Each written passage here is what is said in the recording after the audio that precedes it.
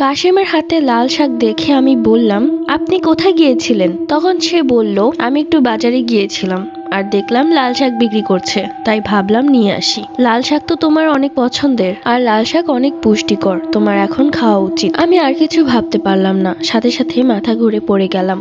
কেননা আমাদের বাড়ি থেকে বাজারে যেতে হলে প্রায় ২০-২৫ মিনিট সময় লাগে, আর ৫ মিনিট আগেই কাশেম ঘরে ঢুকেছে।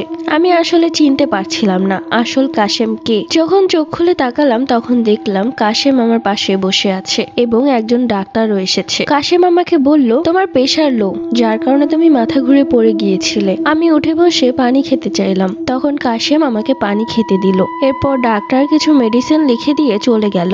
আমি কাশেমকে জড়িয়ে ধরে বললাম, আমাদের সাথে খুব খারাপ কিছু হবে বলে আমার মনে হচ্ছে। তখন কাশেম আমার কপালে চুমু দিয়ে বলল, তুমি এখন অন্তঃসত্ত্বা, তাই তোমার মাথায় দুশ্চিন্তা ভর করছে। কিছুই হবে না, আল্লাহর রহমতে সবকিছু ভালোই হবে। এরপর সময় কাটতে লাগলো। তখন আমি 6 মাসের অন্তঃসত্ত্বা। এই কয়েকদিনে আমার সাথে অনেক ঘটনা ঘটেছে। কোনো কিছুই আমি কাশেমকে বলিনি, কেননা কাশেম বিশ্বাস করবে না। আমি মনে মনে ধরে নিয়েছিলাম হয়তো অন্তঃসত্ত্বার কারণে একটু বেশি ভাবছি, আর যেগুলো চোখে পড়ছে সেগুলো আমার মনের ভুল। রাত 2টা বাজে। আমার মনে হলো কেউ আমাদের বাড়ির ছাদের উপর নূপুর পরে হাঁটছে। শব্দটা শোনার পর আমি ভাবলাম যে এটাও আমার মনের ভুল, শুধু শুধু ভয় পাচ্ছি। আসলে তেমন কিছুই না, কিন্তু এই শব্দটা কাশেমও শুনেছে। তাই সে ঘুম থেকে উঠে বাহিরে বের হয় এবং উঠোনে দাঁড়িয়ে বাড়ির ছাদের দিকে তাকায়। আমি ওকে উঠে যেতে দেখে বারান্দায় এসে দাঁড়ালাম। তখন কাশেম আমাকে বলল, এই অবস্থায় তুমি বাহিরে বের হইও না। সেই দিন রাতে কাশেম কিছু একটা দেখেছিল।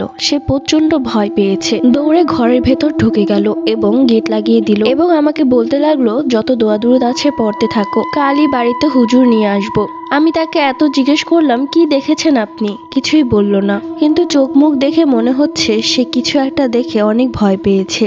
এরপর সেই রাতটা আমাদের এভাবে কেটে গেল, কেউই ঘুমায়নি। সকালে বাড়িতে হুজুর নিয়ে আসলেন কাশেম। এরপর কাশেম বলতে শুরু করলো যে কালকে রাতে সে কি দেখেছে। কালকে রাতে যখন ঘরের ছাদ থেকে নূপুরের শব্দ আসছিল, তখন কাশেম উঠোনে বের হয় এবং ঘরের ছাদের দিকে তাকাতেই দেখে আমি নাকি বিয়ের সাজে পায়ে নূপুর পরে ছাদে হাঁটছি এবং কাশেমের দিকে তাকিয়ে ভয়ঙ্কর হাসি দিয়েছি। অথচ তখন আমি বারান্দায় দাঁড়িয়েছিলাম, আর কাশেম আমাকে বলল, বের হয়েও না এই অবস্থায়। এরপর হুজুরকে আমিও আমার সাথে ঘটা সবকিছুই বলতে শুরু করি। সব শুনে কাশেম আমাকে বলল, এত ঘটনা ঘটে গেছে, তুমি আমাকে বলনি কেন? শুধু শুধু আপনি দুশ্চিন্তা করবেন তাই বলিনি। এরপর হুজুর আমাদের পুরো বাড়ি ঘুরে দেখলেন এবং বললেন, আজ রাত 12টায় তিনি আসর বসাবেন এবং তার জিনের দ্বারা জানতে পারবেন কি হয়েছে। কথা মতো রাত 12টায় জিন হাজির করা হলো। পরবর্তী গল্প।